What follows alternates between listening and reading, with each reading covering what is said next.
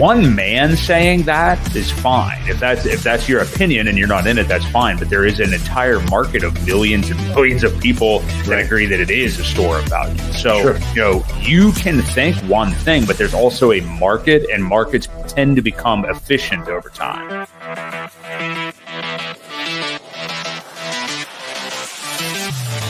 We do know that you will always get paid in Hex on a daily basis. And that is truly the miracle that we call Hex, because it is trustless interest, trustless yield. Nothing will stop that contract from running.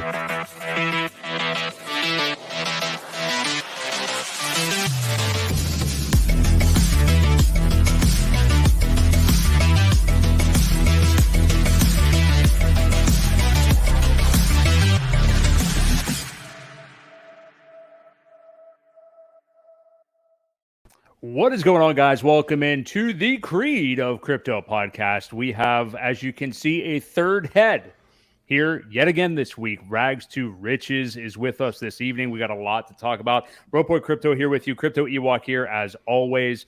A big show tonight. If you guys check the thumbnail, we are going to get deep into everything that is going on with the SEC right now. Gary Gensler on full display all over Twitter, X, whatever today. Some very entertaining videos indeed. We're going to get into that. Some of Richard Hart's recent tweets, how he is kind of coaching and talking about what attorneys may do in the face of some of this, action against cryptocurrency with the government right now. We're going to get into a whole bunch of topics and how it affects our little ecosystem here within PulseChain and Hex as well. Hit us up in the chat. Hit the like on the way in. We want to hear you guys' comments all throughout the show. But gentlemen, Rags, our special guest, Ewok, we'll get to you as well in a minute. But Rags, how are you feeling this evening? Thank you for joining the show tonight. Yeah, guys, I like to tell people this if I'm on here for the first time. I'm honored that you would ask me to be on your stream. I understand as a content creator how important it is. So I very, very much appreciate it. So thank you. Yeah, thanks for being here. We appreciate it. I appreciate you coming here as well. Ewok, how are you feeling this evening? We got a slight pullback in the markets here today. Not too much, but with the PulseChain ecosystem, a bit of a pullback. How are you feeling about the markets? How are you keeping up with things? Still in the same place, man. We're doing a whole bunch of nothing. So it's muddling through the bear. Yeah, just kind of commiserating and like that. That's the interesting thing about a lot of these streams. I was watching Matty Allen's last night with Crispy and I always forget like who the panel is each week, but Toby and Johnny. Chaos. How could I forget Johnny? But just like 3 hours, they went in real deep last night, and it's just real good to kind of get everybody's thoughts on all of these things that are going on right now. But first off, I just want to go slightly off script, Ewok, with what we had beforehand, just because of Gary Gensler being in front of Congress today. He got lit up again by the chair of the House Financial Services Committee, Patrick McHenry, the guy in the bow tie. If you saw those clips, he lit him up pretty well, threatened a subpoena against him. We saw all of our favorites. I always forget his first name, Tom Emmer, I believe, from Minnesota. Ohio representative that I always forget his name as well, Warren Davidson. What did you make, Rags, of what you saw today? Because Ewok and I were going back and forth, and man, I'll tell you, Ewok, I'll just quote your comment to me. Gensler, some of the video clips we saw today, it was like, is that new? Is that a new one, or is that something from like a year ago? So more of the same, but what do you make of this, and how hot of a seat is this guy on right now? Yeah, as much of a spectacle that most of the Republicans are making, and some Democrats, but mostly Republican, I don't think it has any bite to it, unfortunately. I think that this is virtue signaling to the American public who are involved in crypto to say, hey, we're going to, raise a stink about it because you've been blowing up our emails and our offices and our staffers and this and that. But ultimately, I believe that their hands are tied until the new president comes in, whoever that may be. So, typically it takes about 4 months for a new SEC head to be kind of sworn in. And I don't think we're going to be seeing much until then, personally. Yeah, it'd be nice if they could get some actions in on the whole, what are they looking at? A cabinet of type people, a group of people. They said a group of 6, no more than 3 of either party to help make the decisions. I mean, that would be nice if we could at least get that pushed through. But I agree with you. I don't see very much moving forward. Well, it's all crazy anyway. I mean, think about this. Think about the conflict of interest that you have. Somebody previously from Wall Street who was in Goldman Sachs is now the head of the SEC. And some would say, oh, well, Rags, that's actually a really good thing. The vast wealth of experience that they have. Awesome. Okay, well, that's cool. What about all their buddies? You know, what about all the friends that they've done business with over the years? And not only that, like you look back into Gensler's, you know, he was the treasurer for the Democrat Party in Maryland. Okay, he's pretty much, you know, prior to January 1st, it wasn't actually Gensler who was doing the talking. It was actually Elizabeth Warren doing the talking for Gensler.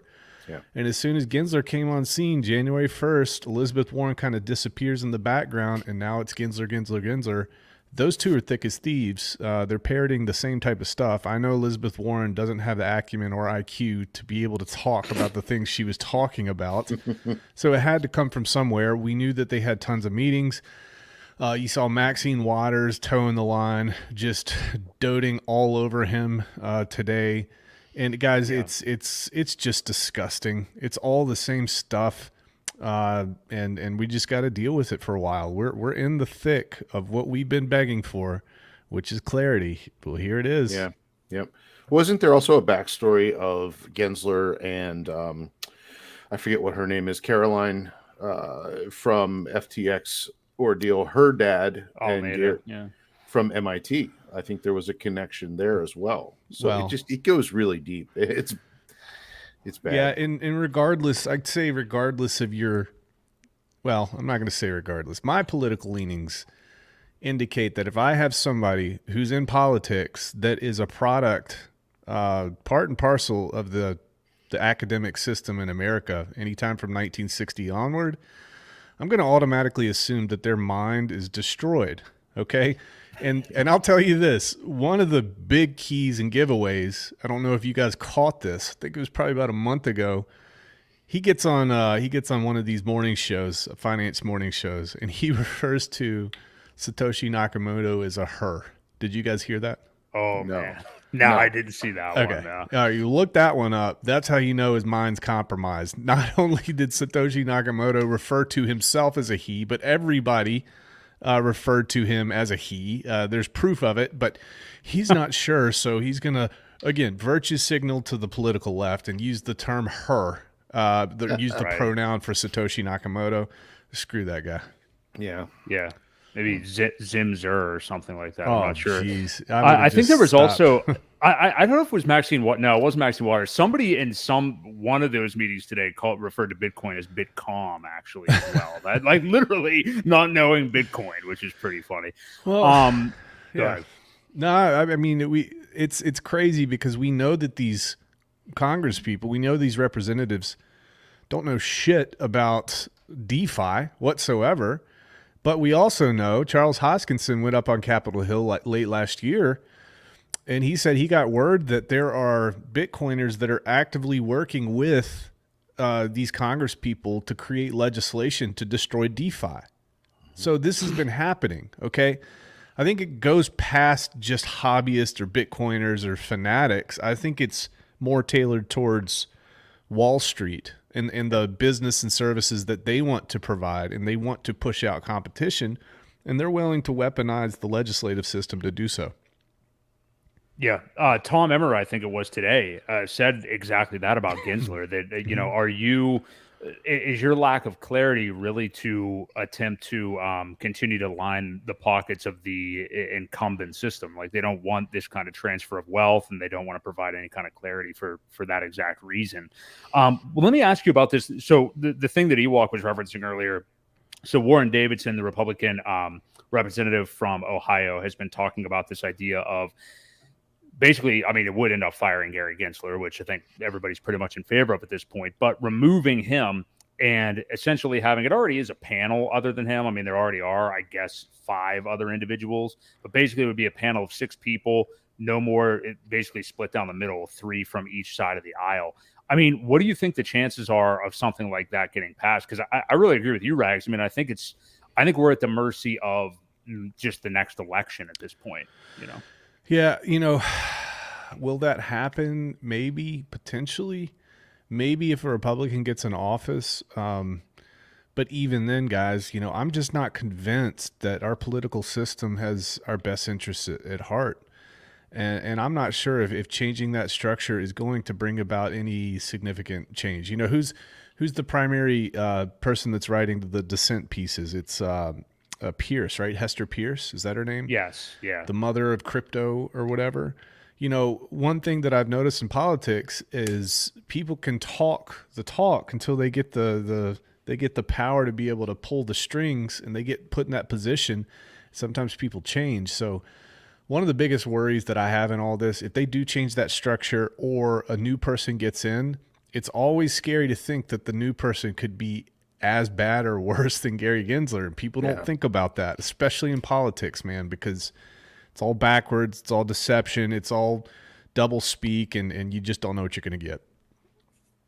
Well said. Yeah, at least Gary Gensler's kind of a useful idiot at this point. So, I mean, well, we know where he stands. We know where he stands. Don't have to question that. No, I didn't agree too much with Bernie Sanders last election, but I had no question about where he stood, so I respected him that. Good point. Ewok, did you want to roll on with the next question here? No, go ahead.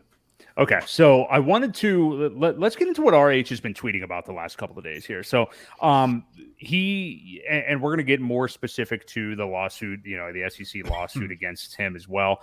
But in terms of what he's been tweeting about lately, because he's been using Claude, Bing, these AI systems, and talking about the power of them. And I think it's good that he's doing that, especially in response to some of these propositions by the IRS, propositions by the SEC that we're seeing lately. But so the other day, and these were just tweets from a couple of days ago, and I can't pull the actual one up, but he was referencing the gross proceeds and basis reporting by brokers and determination of amount realized and basis for digital asset transactions, a mouthful, which was, I believe, the IRS proposition. Yes. Yeah. That was basically looks like it was initiated on August the 29th. But he was tweeting about that and the ability for people to leave comments for it. What do you make of him kind of, I'm trying to think of the best word to say here, but kind of like looking out. I mean, he would have been talking about this stuff regardless, I think, this anyway. But kind of going after these like ancillary things to what he may or may not be dealing with right now. I don't know if there's more to read into here, as there usually is with Richard. Yeah. So, for me, I think this had to do with PulseX.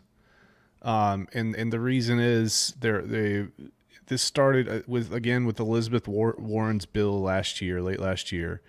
And then it's kind of been piled on by the IRS. I think they were in the process of creating new rules for 2 years.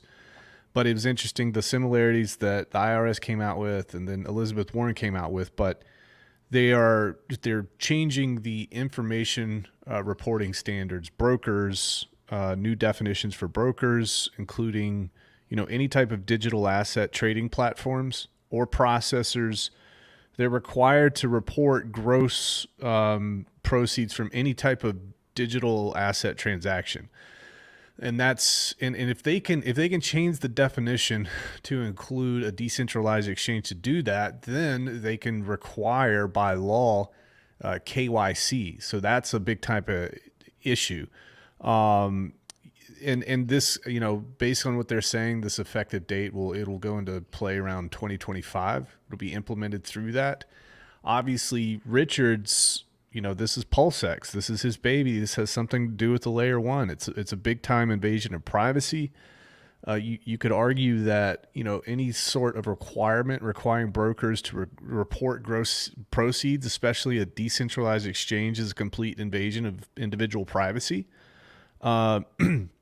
Increased regulatory burden. So you have all this red tape that's now attached to decentralized finance.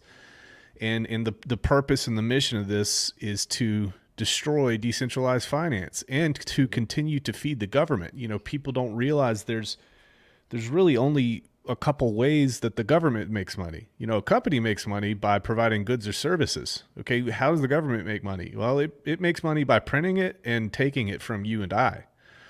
So that's, again, that just slows the process down. So I would imagine if we're looking into this, I would say it has definitely big implications on PulseX. So how do you go about doing that though? Like, I don't even understand how you would regulate DeFi. I mean, not to give them any ideas, but it would be very difficult, I think. So this is what I've used this a couple times on my channel, but you think about this, you run through an intersection, okay? 6 months later, they install a traffic light with a traffic camera.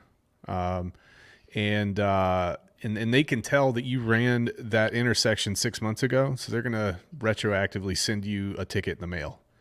And that's kind of what they're going to be doing now. So if they can say that this is illegal, then at that point they can bite down on people who aren't complying, i.e. Richard Hart. They can get court orders to shut down IP addresses for PulseX. They're not going to stop it because you have multiple front ends and this and that. It's just going to make it really, really difficult. And let's be quite frank, people are going to be less inclined to touch something that has that type of baggage. It's just a market, right? Yeah. So they'll just make it really, really tough. So, and they'll go after the people who created it. We saw an example of that with Tornado.cash. Yeah. Yeah. We saw that 20-something-year-old developer thrown in prison in Netherlands or Finland or something for 3 or 6 months. And now the Department of Justice, 2 weeks ago, came out with charges for that kid. So they're coming after it, man, in a big way. It's the chilling effect all over. Yeah. And what do you make of that too? Because I mean, obviously that wouldn't just affect PulseX. I mean, there's a larger, DeFi community here. So I mean, like, what do can they really? They can't kill, like Ewok said a minute ago. You can't necessarily kill DeFi or anything because it's just code. But as far as, like you said, messing with a market like that chilling effect, how far can that go? Do you think? I mean, like, what?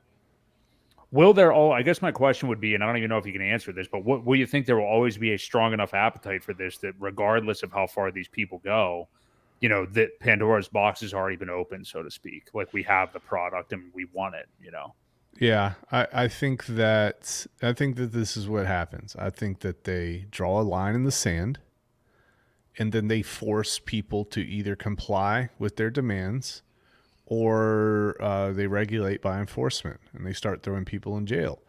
So sure, let's say that you're a DeFi user and you've got a bag of this, a bag of that. Okay, well, if you're going to use this decentralized exchange, you're going to need to go ahead and KYC. And if you don't KYC, then you can't participate in crypto. Okay, now there's other problems with this too. This is kind of like this is a gatekeeping, artificial gatekeeping. To be a broker, to be able to register for these things, it costs lots and lots and lots of money. So now you just pushed out a massive amount of entrepreneurial energy out of the market that may not be able to afford those sorts of things because the government came in and they're attaching red tape and they're attaching, payments and fees to even be able to get your foot in the door.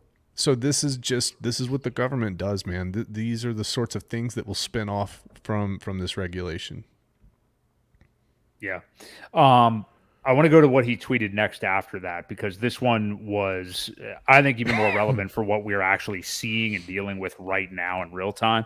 Yeah. But he had comments about agencies being lazy with their rules and being deemed arbitrary and capricious, which is exactly what the judge in I think it was the most recent, the Uniswap defeated the SEC at the hands of Uniswap. I mean, they've lost so much recently, I can't keep track anymore. So I can't remember which one it was. I think it was the Uniswap one, where they're essentially saying the Gensler and the SEC are just kind of what we all know they're doing, throwing a bunch of shit at the wall and just seeing what sticks, in so many words. But Richard's been talking about making a relevant, substantive comment. And if they don't respond to it, they can invalidate the rule that they made, basically. And that the APA has lots of rules the agencies must follow to the letter or risk being overturned in court. He said smart lawyers are referencing those rules in some of their comments. So what do you think he's getting at here? Because I think that he's really providing a somewhat easy way for a lot of these pro-crypto attorneys or anybody fighting on behalf of crypto to respond to what we know is lazy accusations coming from the SEC. Yeah, I think it's a call to action. I think that he realizes that we have a smart community, and embedded within the smart community, we do have lawyers, and we do have all sorts of folks that might be able to create these substantive comments to be able to go in and maybe slow the process down. This is an administrative thing, so it sounds like he's fighting on an administrative front. He's playing ball. Okay, you got to play by the rules. We can slow this thing down, and ultimately, I think really if I were him, that would be one of my key tactics and strategies right now, is to slow this whole process down, because there's so many other cases that are happening right now that are being litigated that have a massive amount of precedent and impact on what's going to be happening to us. So I think it's in his best interest to slow all this down. Yeah, I think so too. Ewok, do you have any thoughts on that? Yeah, no, I agree. I think everything that he's doing is well calculated, and I agree. Slowing it down is the best course. I mean, there's really no alternative at this point. Yeah, I mean, you got a new president coming. Slow it down. Janet Yellen's freaking 84 years old. Maybe she croaks, and then Gary Gensler gets promoted.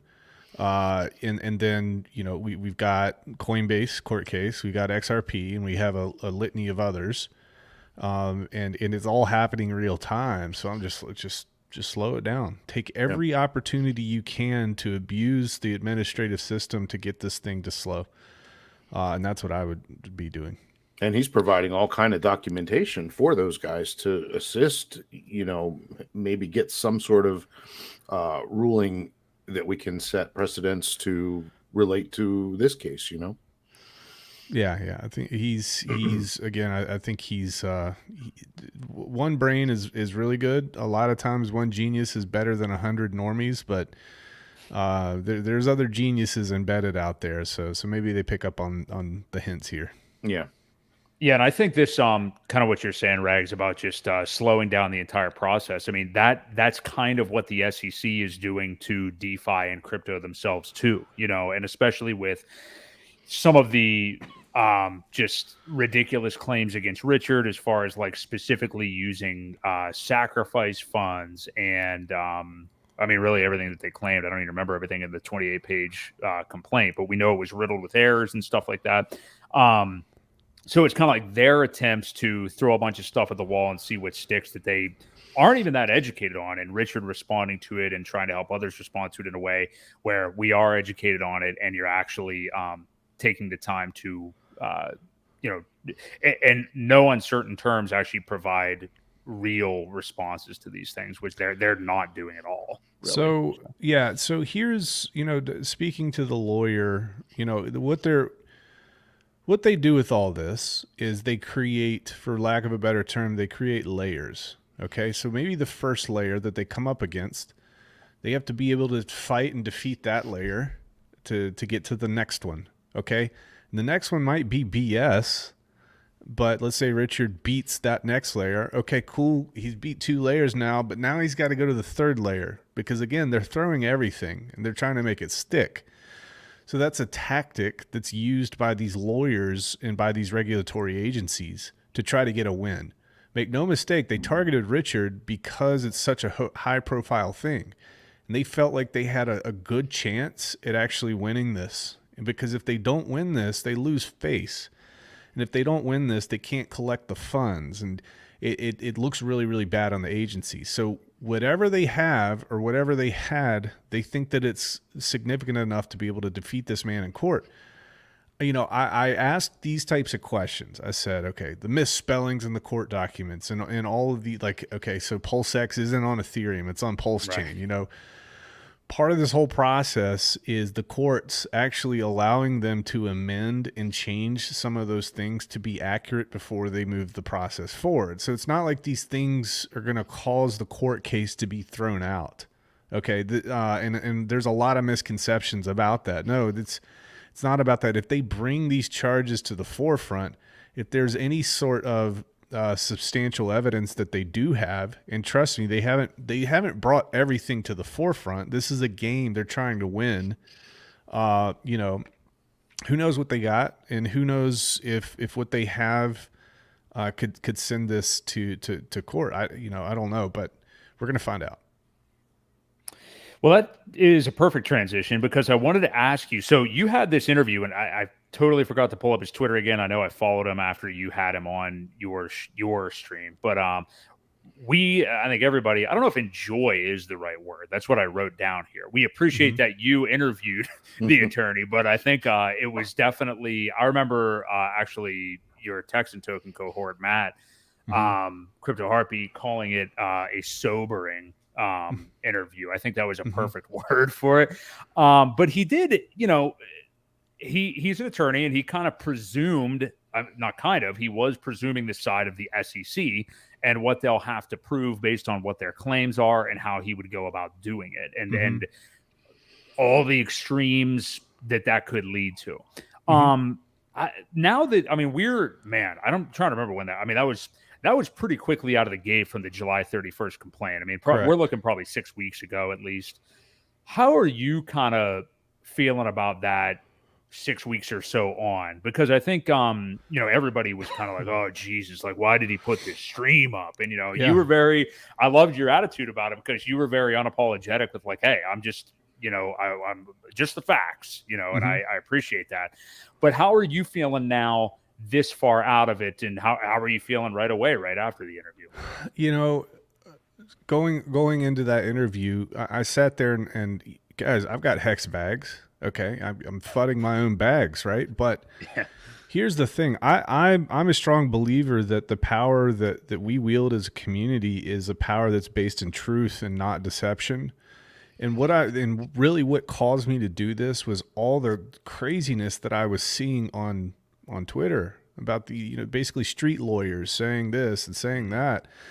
And I had to get clarification now. Why? It's because when we're on Twitter, we forget that these are families. These are heads of household. They put their money in these things because they expect it to go up. Maybe they don't expect it to go up technically, but you know what I mean? It's crypto. And we have to remember that these are real people out there and they have real consideration in some of these things. And I just felt like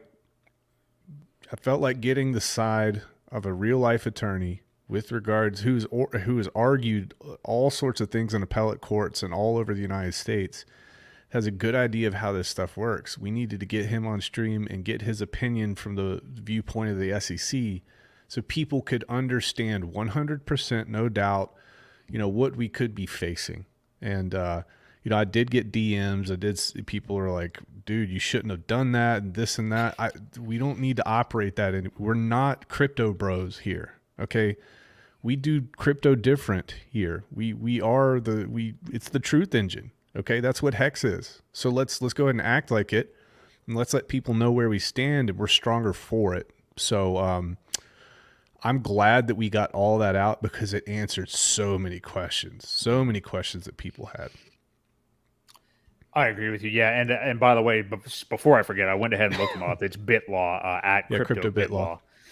Yeah. And he's got a link to his YouTube and stuff as well. But definitely a lot of sobering things did take place there. Now, you were also talking about, and may just be busy, whatever, but I'm curious as to where a lot of people were like imploring you then afterwards and wondering if you could get somebody on that would take a look at that from potentially Richard's side. And here's the thing, I feel like that is a lot more complicated to get somebody to replicate that because, number one, the SEC, we are the plaintiff. We know what the complaint is. We know what they're saying here, that we know what they're going to have to try to prove. Richard is the defendant who is presumably a billionaire with God knows what at his disposal resource-wise, because money does talk. How could an attorney even really – I mean, I feel like they'd only be kind of – guessing or speculating, but like, could they really dial in what his strategies may be? I don't know if maybe that's a challenge you're having in getting somebody to maybe take that other side. Yeah, I don't actually think it would be that difficult if the attorney that we were talking to took the time to understand Hex's history. So, one of the complaints at the very beginning of that court document had to do with, wash trading, during the adoption amplifier. And what they don't realize is that there were basically two prices for Hex, and people were getting a certain amount of Hex at the end of every single day. And then some people who were trying to game the system, they would go on Uniswap where there were pairs traded, and they would basically profit off of the cheap hex that they got in the adoption amplifier. And people were doing that until somebody, we don't know who, we might presume it might be Richard, but somebody was going in and saying, you know what, screw that. He would buy the price up or sell the price down to make sure it matched the adoption, the lobby, essentially. So it's like the court documents said that was his version of wash trading to try to simulate high volume. And I'm like, if you listen to anything Richard ever has said, he's like, Hex doesn't have high volume. We don't want high volume. That means people are getting wrecked if you have high volume. Yeah. So it's like little things like that. And remember what I said, it's, layers or dominoes. If you can just establish a pattern of the SEC not understanding what they're talking about with these first couple layers, I think it really helps out our case. And I think that this would be, I would take this case. I don't know much about law, but I see how little they know about what they've been talking about here. And, they, even in the court documents, they said, okay, the guy used a mixer. Okay. If he used a mixer, then how can you verify that money came from him or went to his account or that 12 million? You don't. Okay. And I'm like, just simple stuff like that. So we'll see. Yeah, the whole misappropriation of funds is easily provable. I mean, that's what blockchain's for. Well, so. Here's the thing: like, how are they going to prove that wasn't? Okay, so how are they going to prove that was not him actually enriching himself, and it was for marketing purposes? Sure. Okay, we'll take that side, but then the other side is, like, how can you prove that wasn't his own money? That $12 million, you're coming after a guy for $12 million of misappropriated funds, investor funds, and over $1 billion was raised. You freaking kidding me? It's right. So weak. So I agree. Yeah, I think that's maybe the weakest part of their whole complaint, because like Ewok just said, it is provable on the defense's side. Like literally, like you can see the funds are there. But even again, like you guys are saying too, I mean, even if it was actually funds, I mean, are you not allowed to profit from something that you've created and purchase something like that? And then you've got the whole marketing of the diamond idea and stuff like that. So I just, something to remember. I think Johnny was saying this on that stream with Matty Allen last night. He was saying like, these are all, this is how you negotiate. So they come to the table with this complaint that has a lot of this complete garbage in it, like, oh, you will swear that Scout's honor you will not talk about crypto ever again, which is just preposterous, like to even attempt to enforce or anything like that. It's just, this is how you get to the bargaining table, and they're just going to throw everything they can out there first. And I think that's something that maybe some of us should remind ourselves is like, as many things are in there, keep in mind that, again, that is how you negotiate. You start at the top, and then you realize you're not going to get hardly any of it and meet somewhere in the middle, Yeah, he defrauded investors because he used the money in the wrong way. That's what this all boils down to. Okay, if this isn't a security, they're saying it's a security first, so that's layer one. That's step one. If they can prove it's a security, then go to step two, and they can say, okay, that $12 million shouldn't have been used to buy XYZ. Now prove, that's step two. If they can't prove it's a security in the first place, there is no misappropriation of funds and there is no defrauding. So it's like, it's going to be interesting to see all this play out, because, I think it was Bretep, right? Richard's developer, when they were, somebody made some post when Richard was walking through the store with his Prada bags or whatever. And I think it was some major influencer saying, Richard was buying all this stuff from the store and blah, blah. And Bretep, he gets in the comments and he says, you got any receipts? ? And I thought that was pretty substantial, because that's coming one person removed from Richard.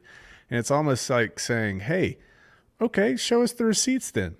Wise guy, show us the receipts, SEC. Prove that money came there. And I think they're saying, hey, it's impossible to prove. That's what I think. I agree. Yeah. Yeah, I think so too. So getting to what is actually coming up. So we got this thing on November the 28th, the phone conference supposedly. Yeah. I guess first off, what I'll go with first, it makes more sense to go here first, is a lot of people are pretty much 100% convinced at this point that Richard hasn't even been served. I obviously we can't say for sure, but we were talking kind of in the green room before the show, Rags, and you were kind of insinuating, based on Richard's tweets, maybe. What do you think based on kind of his behavior on Twitter for the last few weeks? And do you think they have served him? Because and let's talk about the eventuality if they are actually unable to. Yeah, so I last time I checked, it was probably a week or two ago. I had somebody check the system. I had no indication that he had been served yet. So again, this could be playing into the whole strategy of just stalling administratively. Right. But he definitely has recognized that he's under some type of legal scrutiny on Twitter because he's addressing a lot of this stuff directly head on. So maybe he has, I don't know yet. But if he hasn't been served yet, it's pretty interesting. We went over this on stream. The step 2 is the folks are going to go to the courts and they're going to say, okay, we haven't been able to find him or track him down. We can't serve him. So for lack of a better term, they have like a spec ops team that specializes in serving people. Like I made the joke on stream that they rappel down from a helicopter, and hand you your papers. But it's like catch you in an airport, catch you at the cafe, find out where you live. So they'll go that route. And if they still can't serve him, then they basically get, if I remember correctly, they get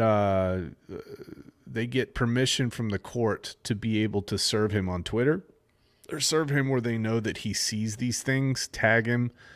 This precedent's already been set. CZ from Binance got served on Twitter, so they'll go that route. And that will be sufficient enough if Richard still doesn't show up to court for them to actually come after him like criminally.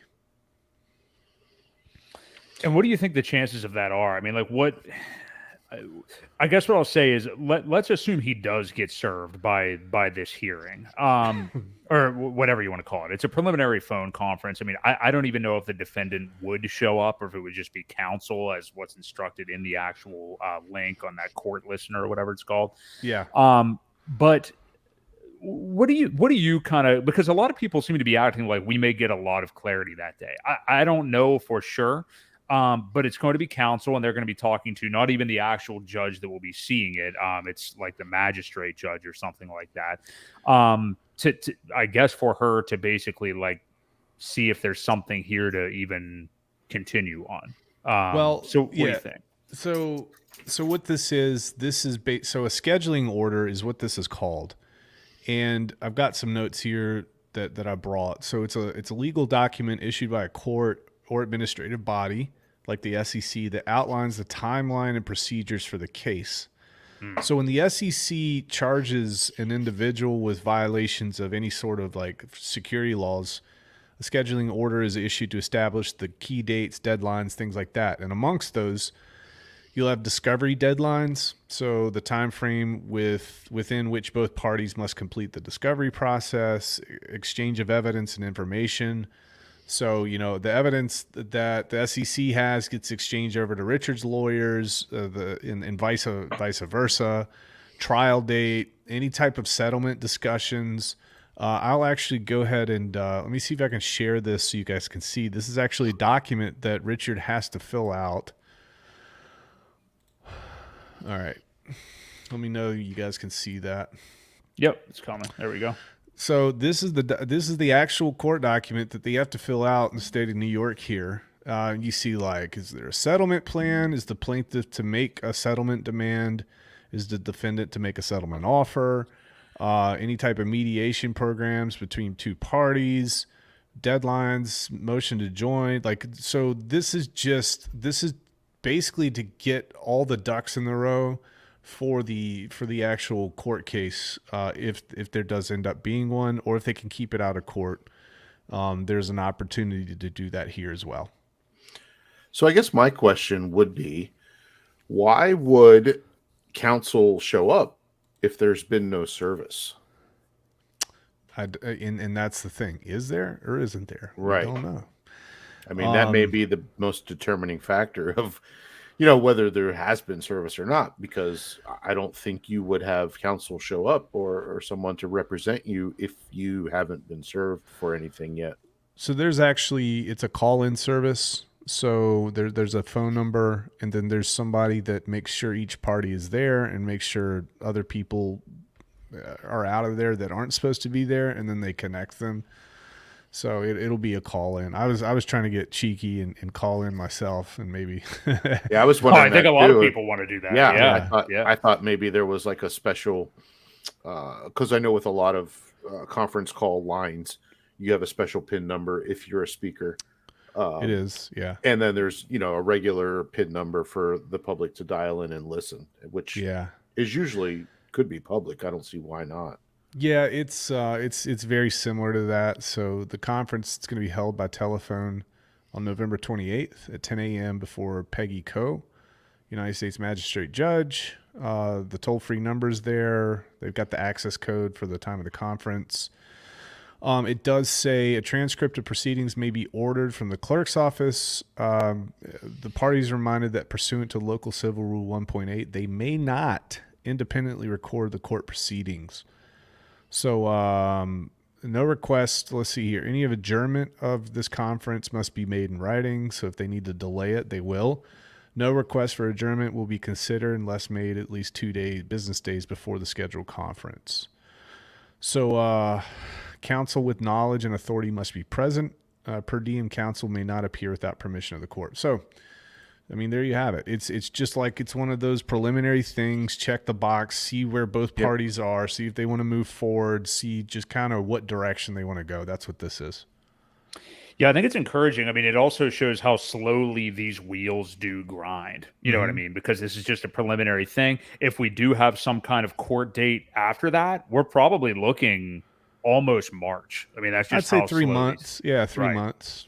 Right. So we'll see how that goes. And Ewok, as far as what you said, I mean, if he hasn't been served, I can't imagine there's any way he's going to have anybody show up, because that would be an admittance of being served at that point. So, I mean, I can't imagine anybody would go. But all right, I had another point on that. Shit, I don't know. But yeah, it's going to be interesting to see, because that's, I think, what most people are secretly rooting for, like in this ecosystem, whether they admit it or not. Like there's people like, I want to see Richard fight, and I want to see him settle. And I think it's so much more nuanced than that. But it will be very interesting to see if Richard does send counsel to this thing or on the phone. And we do see that there is no court date coming. And maybe some kind of deal gets worked out. I don't know. Can you name many people that would be all that upset with that scenario? Because I think a lot of people want this to just seem like it's over, So there's a lot of different angles to this. I mean, there's so many cool stories that could stem from this. All right, so maybe the first story that stems from this is that Richard comes full character arc, and he actually does save cryptocurrency. He saves DeFi, and he goes up against the Leviathan. He goes up with his sword, his armor, and he tries to slay the dragon for everybody. And then that kind of redeems him in the eyes of all of crypto. Okay, so that's a pretty cool story. All right. What's another cool story? Okay. All of us who have watched all of his videos multiple times over the years, he always references EOS. Okay. And EOS settling for 20 mil. And, and it's almost like, okay, that was the answer to everything.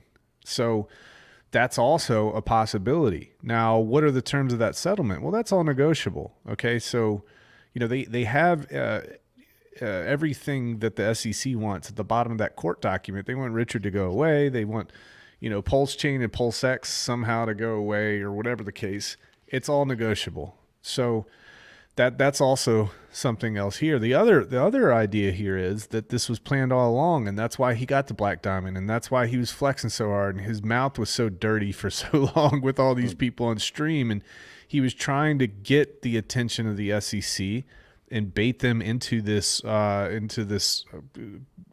court so he could say his piece and discovery could happen. One of the best things that has come out of this so far, and I've said this on a couple streams, is nowhere in that court document after 3 or 4 years of crap that the Hexkins received. You didn't see pyramid scheme, Ponzi scheme, or scam anywhere in that court document. Right. Okay. From the most powerful regulatory agency in the world. So that's huge. And I'm looking for more wins. So either way, I'm okay as long as, Richard's going to be fine. If he's got $1 billion, he's going to be fine. He's not going to go to jail over this. It's going to be a slap on the wrist. He might have to pay 0.5% of his net worth to get out of this. Richard's good. And as long as Hexagons and Pulse at large is good, I'm feeling fine. And whatever he thinks he should do to get there is what he'll do. I think he cares about all of us. Yeah. Yeah. I think the only problem with scenario number 2 and settling this is that you still have, not that we really care, you're always going to have the haters, but them still saying, well, he just paid the fine. He's still a criminal.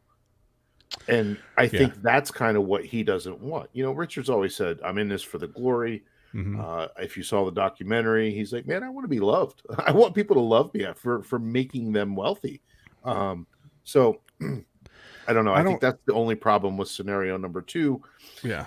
Is that there's not a whole lot of clarity on whether he's doing the right thing, if this is all on the up and up, which, we know it is, but the haters are going to continue to hate. And here's dude, I'm going to tell you, dude, they're still going to say Ponzi-nomics. Yeah, there's still going to be the dumbass Bitcoiners out there. And here, all 3 of us on this stream are old enough to realize that if you want to make something in this world, you just got to go out and build it yourself. And as PulseChain increases in adoption and the infrastructure gets better and better because people are building, and there's more adoption in the Hex, and we've got news outlets that are being built around the PulseChain ecosystem, and more stuff's coming. So what's going to happen is if you build it, they will come. Yeah. It doesn't matter what the hell they think. We're still going to crush it just like we always have. And eventually there will be kind of a tipping point. There'll be an event horizon when people dump in. And maybe in 3 or 4 years, guys, what happens, man? Green candles cause amnesia, and people are going to forget. There's going to be a holdout of the dumbass Bitcoiners that Richard hurt their feelings a while back, and they'll never forgive him, but they won't have much pull in the future, I don't think. Yeah.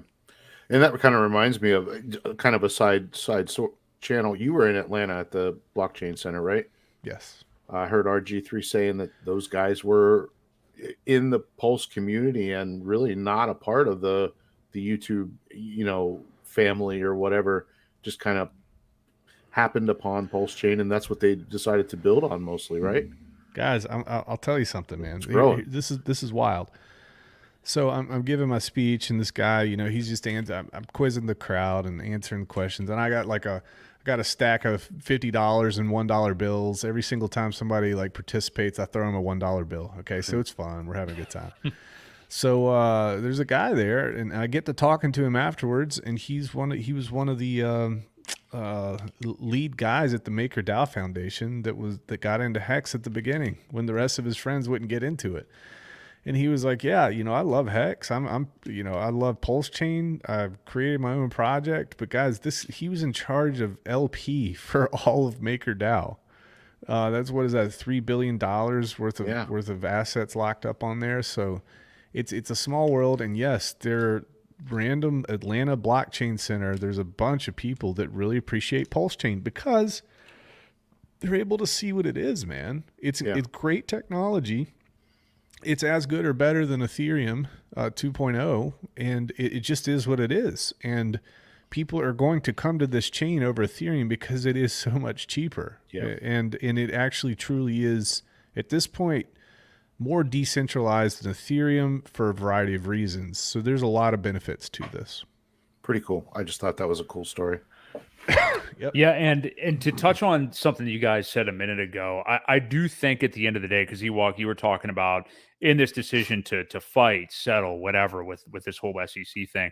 As much as Richard has always said he's in it for the glory, and that whole character arc idea and everything would be great, I do think what you alluded to, Rags, that he does care about the people that are interested in and invested in his products most at this point. I think you could really see that. This might be silly to say, but I think you could see that in that snippet that they played of him at the premiere of the Highest of Stakes movie. For anybody who maybe hasn't seen Richard Hart since that isn't an OG, or that hasn't seen him for 5 years, 6 years or something like that now, I think just that snippet, as short as it was the real Richard Hart, I would say.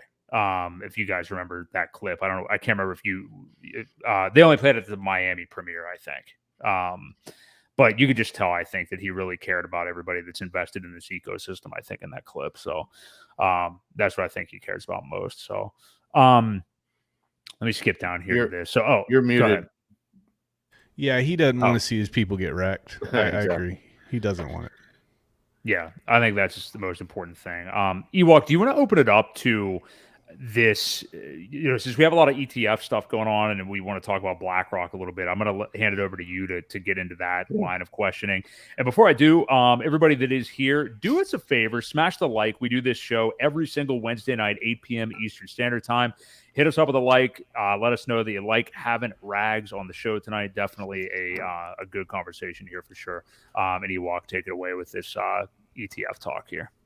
Yeah, so we all know that what kind of pool BlackRock has in the whole space, as generally, to get things approved and pushed through. But I think, what kind of impact do you think this is going to have if, by chance, the SEC rejects it? I think it's likely that they'll reject it. I think there's two interesting ideas that are circulating through my head. The first idea is they push this off till Q1 of next year, which they have for just about everybody. ARK was yesterday. Mm-hmm. The halvening occurs in April-ish. Okay, so maybe one of the catalysts to kind of turn things around is maybe there's a handful of these that actually do get approved, so that'll be beneficial.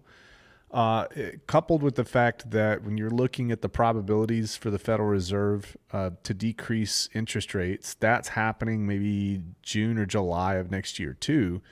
So there's a window of opportunity for some cool stuff to be happening there. Now, what's the other side of this is, I think the SEC is just trying to stall as well, because there's implications for them to be approving the spot Bitcoin ETFs that will affect their court cases. So because then you also have the spot Ethereum ETFs as well. And there's Ripple has argued in court that Ethereum, okay, if you're going to call Ripple a security, then you need to go ahead and call Ethereum as security. In fact, why don't we pull up to YouTube and you're an MIT and you're talking many, many times about how Ethereum passes every leg of the Howey test. And guess what, guys? You don't want to pass every leg of the Howey test. So I think that it's beneficial from a litigation standpoint, not to press the issue and to keep kicking the can down the road there. Yeah. And that's a good thing, if Ethereum is determined not a security, and PulseChain being a fork of Ethereum, that could set some precedent too. We all know that I think the question is more the sacrifice than anything. Ethereum has had a chance to decentralize itself, over some time. PulseChain unfortunately doesn't have that. So, well, the key term that Gary Gensler is now using is, I think he made a comment on Ethereum. He said it's now sufficiently decentralized. Yeah, right. It wasn't in the beginning, but now it's sufficiently. So that's kind of the play that they have there. That's how they can square it up. Yeah, I noticed also today when he was pressed to say whether Bitcoin was a security or not, he said that it failed the Howey test, but would not just say that it was a commodity. He just said that it did fail the Howey test, though. Yeah, so you gotta understand that those senators, they're trying to get talking points off of Gary so it can be used against them in court. Make no mistake. Yeah. And Gary Gensler knows that too. So, it's awesome for the media in Twitter because we can chew him up and spit him out. But he's playing the game the same way everybody else is, and we got to make sure we realize that. Great point. Yeah, absolutely no clarity whatsoever. We don't want to be clear on anything so that we can always change it, when we feel like it. That's right. That's right. I forgot I wanted to ask you this. So what everybody cares about the most, price of the PulseChain ecosystem. So regardless how this SEC thing shakes out, and we kind of said this in the green room before the show, make no mistake, anybody that's listening to this right now, once we have Bitcoin and Ethereum green candles in a bull market someday is back, I think that's when we're going to see positive price movement within the PulseChain ecosystem, even more so than any kind of news on any SEC stuff. Hey, you look at what happened with Ripple, not comparing PulseChain to Ripple necessarily, but in terms of what is going on in their SEC narrative, they win their case. It 2x's literally in a day, and it's already retraced that whole move back down again. And that was just a couple of months ago. But long term, like into this cycle, Rags, what do you think we can see for this ecosystem, potentially with this SEC thing hanging over our heads? Maybe not. Will people care? I don't know. I mean, I don't care about it, but what do you think? I mean, I'm not asking for like a price target, but I mean, how optimistic are you on this ecosystem as far as what it could do price wise than you may have been 3 months ago prior to the SEC, the beginning of the SEC thing? Well, I mean, so we actually can look at something. We can look at XRP. I remember shorting XRP when the SEC stuff came out, and I made a killing on that. But here's the difference between XRP and Hex and PulseChain and PulseX and all that. XRP was primarily traded on centralized exchanges. Okay, right. In Hex is in PulseChain, PulseX, it's all DEX. Okay, and it's not like people had a massive affinity towards us in the first place. So it's like the people that are going to be, the people that are here are they've got money sidelined.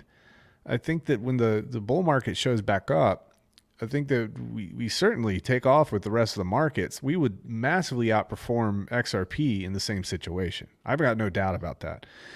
The other thing that's important here is because we're an EVM chain, we're able to, we have these pairings of Pulse and Ethereum on Uniswap on Ethereum. Okay, so Rat Pulse.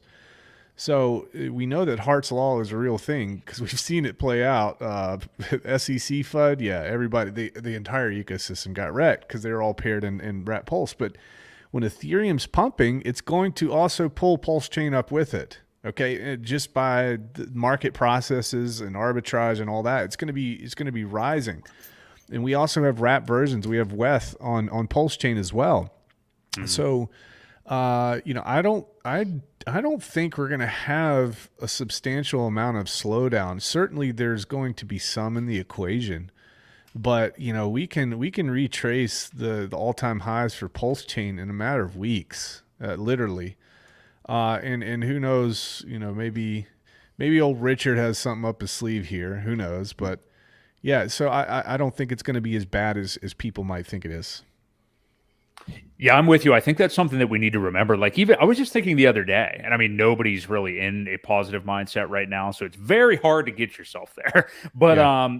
As far as like the lows of this ecosystem, so we had right after the announcement on July 31st, the next day, which was a Tuesday, that's when we first had PulseChain the whole way down to 4 zeros and 3.3, I think it was, the actual Pulse token.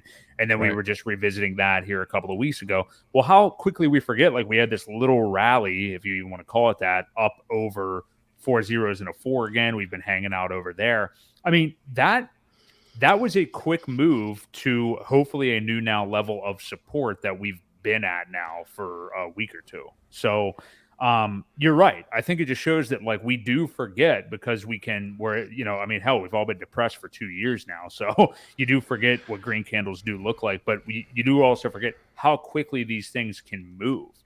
And to like what you just said, I mean, to get it back to all-time highs, that from here is what, like a 4 to 5x or something like that. It's nothing, PulseChain was really, really heavy. There's a lot of money sacrificed. And I'm gonna say this, and I don't say this in a braggadocious way, but things like the SEC news, and then things like my stream with the lawyer, those sorts of things shook a lot of people out that would otherwise would have dumped price at some point in the future, or dumped on everybody when we were pumping. Whales, nothing against whales. You're a whale. You got in when you were supposed to, and you held when you were supposed to, maybe. But they're the ones that destroy price the most. It's not the guppies. It's not the shrimps. It's not the little guys. It's pretty much dolphins and up. They're the ones who wreck price. So I think that we've just about washed most people out, barring any type of news from maybe the Justice Department with some type of charge against Richard for some reason. I don't really see what else could destroy us. I mean, I think that we've moved and we've seen the price action at the bottom of the market kind of indicate that. Shout out to Access Alive. He's crushing it. He provides good alpha, but yeah, everybody's seeing it on the chart. We all see it. So let's just see what happens. This transition period between bear market and bull market, it's sideways chop. It's maybe a 100% pump followed by a 75% correction followed by a 50% pump, and it's just the grind. It's the grind. Yeah. So we'll see what happens. Yep. Yeah, it's rough. What do you, last question on PulseChain, then Ewok, I want to let you, we're going to talk a little bit about Text and Token here as well. What do you make of some of the recent capitulation? And if you don't want to offer much of an opinion on the whole Atropa, PDI thing, that's fine. Yeah. It's your prerogative. But what do you think of some of the capitulation, just kind of time-wise with things right now? I don't know if this guy's just a troll. I don't even know if the picture on his profile is real, but I can't get this Brandon B guy out of my feed on Twitter. I think Ewok, you've got him muted, you said. Yep, I don't know what it is, but Jesus Christ, does he piss me off. It's just something about the way real low T energy. I don't know what it is, but it really is frustrating when I see his tweets. So I need to mute him too. That's just something I have to do. But like just the bitching constantly, it's what I cannot stand. And then like complaining about Richard Hart and stuff like that. And then people actually like reinforce what he's saying in the comments. I'm just like, dude, I got to mute the guy. But, some of the things we're seeing, regardless of where the capitulation is going, people are getting involved in some of the meme coins and everything going on with the Tropa, and there's all kinds of stuff. I'm not hating on it at all. If people want to trade on PulseChain, that's totally fine. But I'm curious of, just the people that are capitulating right now, whether it's into Phantom, Solana, and Crow, as Brandon B, I believe, was, or whatever else. I mean, what do you think about that? And in terms of Brandon B, for example, I remember, when Twitter Spaces first came out, Hexkins did a really, really good job to kind of take the bull by the horns. We were some of the first communities that got in there and had a lot of participation. I remember Brandon coming in. I think he has a pretty good following on YouTube, if I'm not mistaken, and he was asking some smart questions and this and that. And, no offense to anybody here, but dude, I use my mute button all the time. And it's like first offense. And that's because social media can just get in your head really, really easy. And I'm on it so much that I just can't afford to get in moods. But, in my opinion with him, I think that the spotlight is constantly on him, and he's using that to get the spotlight, and it's just a tactic. I don't think that somebody would be that upset for so long. I think that he's probably just he's just getting the spotlight. He's stirring stuff up, and that's just what it is. That's how he rolls. A lot of people do that. In terms of capitulation or like a Tropa, I've spent tons and tons of time and lots of Twitter Spaces and on stream with lots of folks who are really studied when it comes to a Tropa and the 414 address and all that sort of thing. I would definitely say that it is very intriguing. Okay. I would also, I'm the type of guy that I don't have faith. Okay. I don't want to have too much faith when it comes to my money. I know that people are going to get involved in these sorts of things. And my advice has always been, if you're going to get involved in it, just don't nuke your account. That's the only job that you have in a bear market. Don't nuke your account. I know I'm not going to stop you from doing it. just use a small amount and you might get some outsized returns with it. But it is very interesting what's happening with it. I think that Hex and PulseChain and the community are suffering from a vacuum for Richard not being there. And what you're seeing is people filling the vacuum. Okay, so you've got influencers being born in the bear market, and you got folks putting their opinion out there, and you got really upset people, and you're just seeing this all kind of play out, the social experiment right now, as PulseChain comes into play, where it's a layer 2 community now turning into a layer 1 community, and there's a lot of growing pains with that. I knew that was going to happen from the start. It was going to be a very, very difficult transition. So I think we're finding our new footing as it's almost like you got off the Mayflower and now you're in a new land, PulseChain, and you got to go settle. And people are creating factions and all this sort of stuff's happening. But it's natural, it's normal. I think there will be a lot more clarity in the community when Richard's able to come back and speak on these things. Yeah, I agree too. And the one thing I've noticed as well is without Richard, you don't have that voice saying, no, that's garbage. Stay away from it. Instead, you have these people saying, well, it might be Richard. Maybe he's behind this. And then you have these people back here that are still preaching the RH, methodology, saying, no, it's not, it's a trap. It's dangerous. Probably shouldn't do it. Yeah. So you're getting both sides, and it's just a big tug of war that I'm seeing constantly. It is. It's a war, man, and it's hard. It really is hard to tell because somebody, there are some interesting things that are happening with it, and I just have to be honest and straightforward with it. I've never shilled it. Okay, I've never said that. But what I told people is I'm going to be intellectually honest. I'm going to take a hard, deep look at it.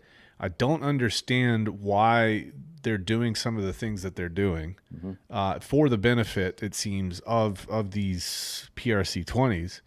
But at the same time, we don't know who's behind it. I even used the word atropa. If you look up the definition of atropa, that's a little disturbing too. So it's just all these little things. But guys, just don't nuke yourself. I would stack PulseChain. I'd be stacking, PulseX right now. Those are the things that are going to have longevity, in my opinion. Yeah, I'm with you on that. Ewok, you want to get into some Texan token? Yeah, sure. Let's do it. So I don't know if you want to get into Texan first, but the main question I had, and this is more of a observation question. I feel like when you and Matt Crypto Heartbeat, when you guys created this, I felt like you didn't get a whole lot of flack for it. Meanwhile, the community was attacking pretty much every hexagon that came out with their own thing. And I don't know if maybe that was just a background thing. Maybe it was because of the reputation that you guys had as good dudes. Was there attacks in the background maybe that we didn't see? And, what's your opinion on that? Or am I missing the whole thing? No, it's we definitely got attacked. We definitely got attacked in a lot of ways, but to be honest, I didn't realize. So let's take it back a little bit. Let's take it back. I get into Hex and PulseChain and PulseX. I've got an existing community. I get into this community in like 2021, early 2021. I'd been watching Richard in 2020. I hadn't gotten involved because I didn't trust him. It took a while for me to trust the guy. Ended up onboarding my folks into this. And I remember that when I got in, got Hex and this and that, and I'm excited. Everybody's making money. It feels great. And got into the smart contract. It's cool. And then he starts talking about PulseChain. And I said, wait, what's PulseChain? He's creating a layer 1. Are you kidding me? This is so cool. And I specifically remember him saying, I can't wait to see what cool things that Hexagons build for PulseChain. Okay. So in a way, I said, that'd be really cool to help build on PulseChain. That would be really neat. Crypto Heartbeat contacts me and he kind of pitches me this idea. And I said, dude, that's awesome. We can, be one of the plank holders. We can get into Genesis PulseChain here and we can be one of the builders for PulseChain. And I was so excited. I really didn't have the context of all the pain and suffering that Hexkins went through up until that point, with how many people scammed them. I knew about it. Like, I knew about it surface level, but I certainly wasn't connected to it emotionally because I wasn't around. Sure. So, you know, when we came out with Texan, man, it was like, I remember coming out with Texan, and then within 2 hours, I had a wanted picture on Twitter, and people are asking me to come on their stream so they could just bash me, this and that. I think that part of this had to do with, you know, the money that was collected for Texan never passed through my hands or Crypto Heartbeat's hands. I think that's a big thing. Okay. It was donated all to 100% to a nonprofit. So there wasn't any amount of money that we were hoarding for ourselves or anything like that. I think that we did the right thing because we built the project, had it audited and put on testnet the day that we announced it. That's huge too. Okay. So we're just kind of trying to take away the potential FUD that people would have. And we weren't asking people to trust us. We were just saying, if you want to support this cool cause, then go support it. And if not, that's fine too. And I remember saying many times, I said, hey, listen, Texan is much more risky than Hex. Hex has been around and it's been battle tested. Don't even look at us. Or we don't want you involved if you don't want to be involved. And I was just very honest and straightforward like that. So I tried to do everything honest. Crypto Heartbeat tried to do everything honest. We were straightforward with the community, and you know, maybe what are y'all's opinions? Like, what did you see? Why did you not come after me? Well, first of all, my opinion was both of you were pretty stand-up dudes from everything I had seen. Yeah. I have a pretty good judge of character. I was in from the beginning, listening to Richard before Hex even launched. So, you know, there was that time where I had the chance to hear from him and be able to trust him. Sure. And then when you guys came on the scene, you know, you got both of you, like I said, you just appeared to be very trustworthy guys. I didn't think you were taking anything from this. I thought it was a great idea, you know, and for a cause that was pretty cool. Now, will Texas ever secede from the, you know, whatever? Who knows if that ever happens? I don't know, Right. you know, but I just thought it was a noble cause, and you guys weren't really making anything from it. So that's why I was, you know, I supported it. I got my free claim. I staked it all out for whatever, 22 years. So, Yeah. you know, hopefully I'm around to get it at someday, but you know, but no, I thought it was a great thing. And if you want to tell, you know, our listeners, because I don't know, maybe some of them don't know what it is, but if you want to give your little elevator pitch of what Texan is, you'll do a better job than I will to explain it. Yeah. So Crypto Heartbeat, he has experience in the nonprofit, you know, scene for the better part of 25 years. And he wanted to create an endowment on the blockchain. Okay, so what is an endowment? An endowment is basically a way to put away funds, investment funds, and then be able to work off of the yield that's generated off of that principle. So we created the contract to reflect what organizations were used to when it came to endowments. And I say that not loosely. We contact nonprofit organizations and we say, hey, you have a membership of 100,000 or greater. You have the infrastructure already in place. You have these no coiners. Hey, let us come in and we'll tokenize your entire community for you. Okay. So I think that that's really, really big for adoption. I think that you're going to see more and more of this in the next 5 years. It's not really talked about that much, but you're going to see lots of tokenizing communities, enterprise level, nonprofits, all sorts, towns, cities, whatever. That's going to happen. You'll see it. So what we did was tokenize the community. And obviously these are no coiners, huge challenges there, but they're on PulseChain. I think half of the donation funds, 90 out of 1,835 donations, I think half of which were from the TNM, which was the organization that we did. We onboarded those folks on, and it's actually a very simple contract. Okay, so we took what Richard said. Richard said, if you're going to build something this day and age, then you better have some sort of yield programmed into it. So we programmed yield. Richard said that if you're going to make something, this day and age, you better make sure that it doesn't have an inflation bug. So we don't have inflation built in. It's actually deflationary. So you have a very simple base interest rate of 5% per year. Okay, 5% per year. No bigger pays better, anything like that. Longer pays better. So if you lock it up, every year you get a multiplier that you hold that simulates compounding interest.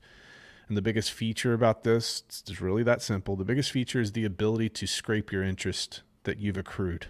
So, if you want to scrape your interest, if it's a 10-year stake and you want to scrape, the accumulated interest, maybe it's 50 or 60% after 5 years total, you can go ahead and scrape that and you can use it for whatever you want. The stake time doesn't restart. The interest ticker does restart. So you'll get whatever's left. You'll get 5 more years of interest when your stake matures. And it's really it's that simple. There is no T-share system. There's nothing else. We wanted to make it as simple as possible to be able to onboard organizations in the future. And that's what we did. Very cool. Yep. I think that makes a lot of sense what you're saying about tokenizing of communities and stuff like that. I mean, yeah, you can, not that it necessarily is an NFT, but I mean, I think some NFTs, we've seen that as an eventuality with those. So yeah, I 100% see where you're coming from with that. And I think it will be duplicatable. And to your question, yeah, I think Ewok speaks for both of us. Like, you guys, first off, both of you were very public.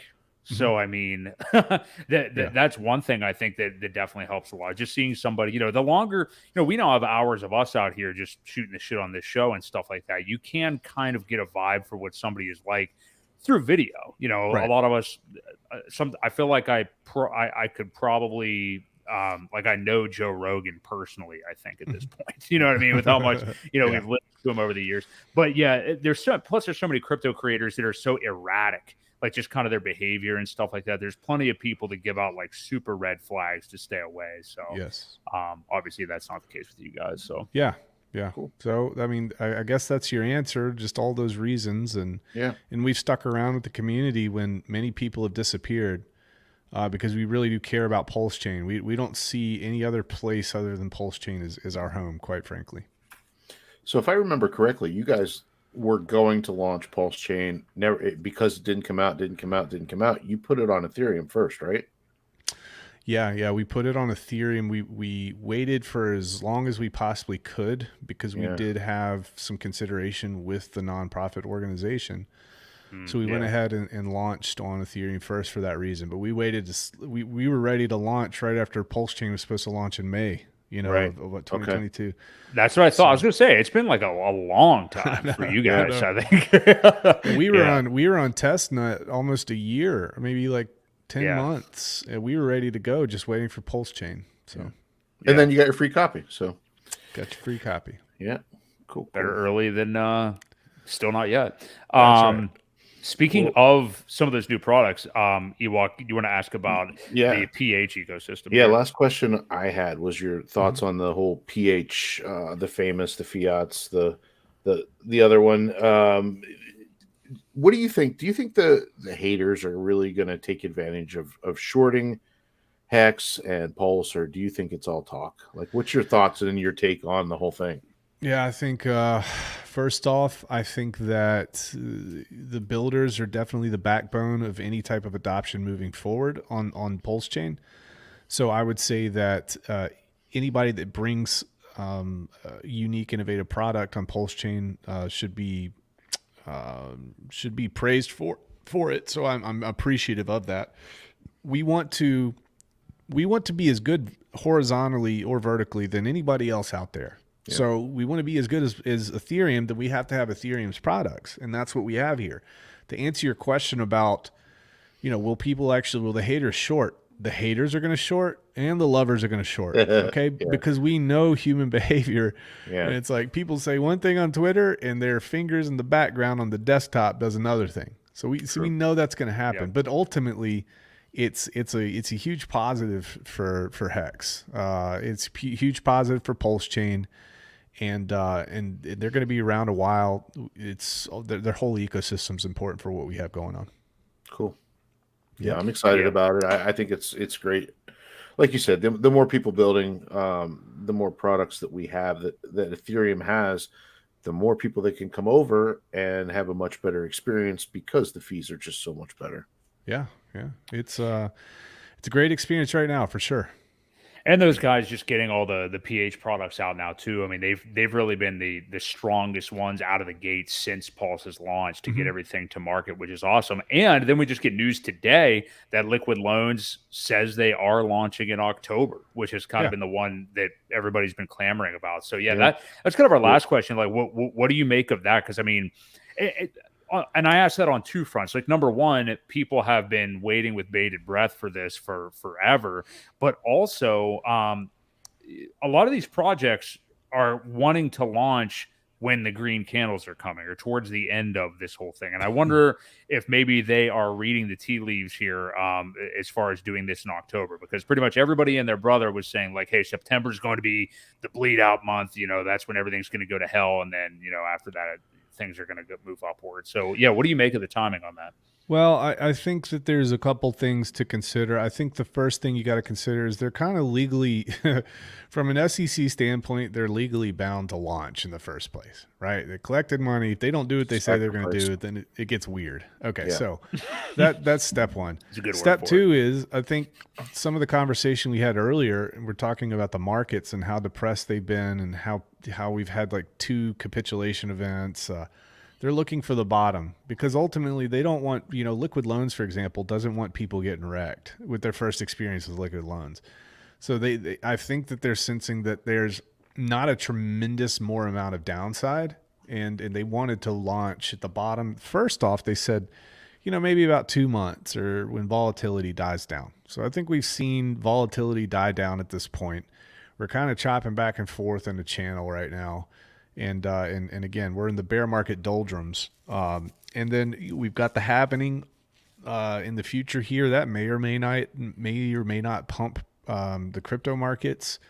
You know, we're in a really bad macroeconomic situation right now that we haven't been in since 2008. So we'll see what effect that has. But I think that they think everything's pretty much towards the bottom now. And yeah, that's where we're at. I think so too. This fourth quarter, and I know, I mean, we've all been saying this for so long, but I mean, like right now, towards the end of the year, I am treating this window as like the train leaving the station after that. So, I mean, me personally, anyway, as much as I can get into the market, not that I haven't already been doing that, but as much as I can get into the market over this quarter, whether it's taking advances or whatever, to make sure I get it in this quarter rather than waiting into 2024, I think is going to be really important. So yeah, it gets kind of up in the air in 2024. There's a lot of bullish things that could happen in 2024. Right. Yeah, definitely excited to flip the calendar to a new year. I mean, we were after 2022 also, and this year has been objectively better. I mean, like it's hard, you know, lest we forget. I mean, we didn't even have PulseChain at the time. The markets overall have been much better despite people still calling for 12K.